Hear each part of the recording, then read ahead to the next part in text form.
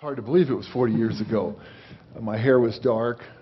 February of that year, Nixon went to China, a momentous occasion. Title IX passed around this time of the year. Watergate was broken into. And here we are, a young basketball team of 20-year-olds going over to Munich to play in games, the '72 Olympics, really the new Germany from the 1936 games you wrote about. We, as a young basketball team, woke up on the morning of September 5th, realizing that the Olympic Village, a village built for sport, was being overtaken by terrorists, and that as that day wore on, those 8 terrorists ended up killing the 11 Israeli athletes. A sad day in history, really an event that Rudy Giuliani called the start of modern terrorism. 5 days later, on September 10th, this young team had to play the Soviet Union for the World Championship. The United States had never lost.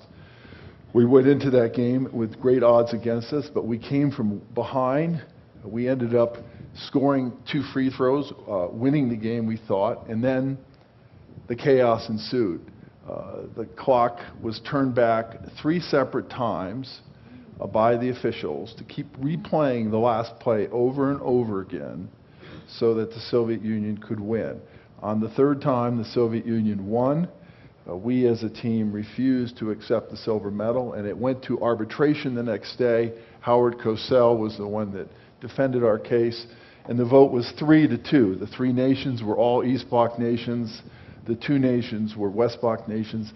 I told you the political part in the beginning because, quite frankly, Brezhnev and Nixon could have just arm wrestled that day.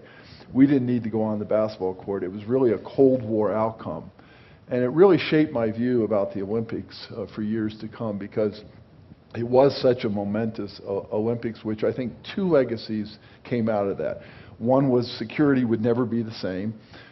We spent $2 million in Munich. We'll spend $2 million in London on security. And the second thing is that was the beginning of the end of amateurism.